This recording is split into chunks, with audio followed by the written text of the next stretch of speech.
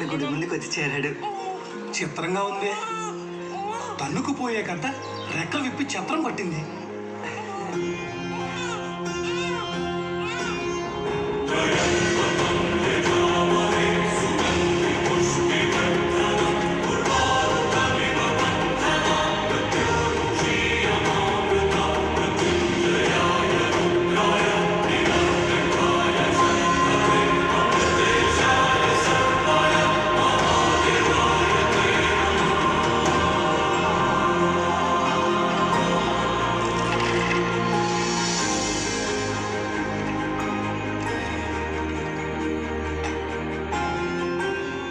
గురువుగారు, మనకు దొరికాడు కాబట్టి అటబొట్ట, ఆ గరుత్మంతుడు తీసుకొచ్చాడు కాబట్టి నిలువు బొట్ట.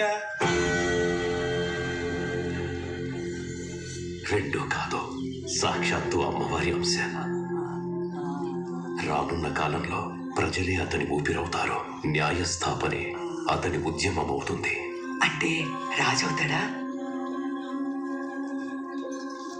అంతకు మించిన సైనికుడవుతాడు. జనావళి మెచ్చే జనసేవకుడవుతాడు.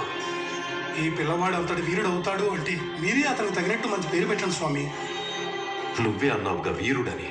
ఆ హరిహరాది శక్తులు కలగలిసిన వీరుడు. హరిహర వీరమల్లుడు.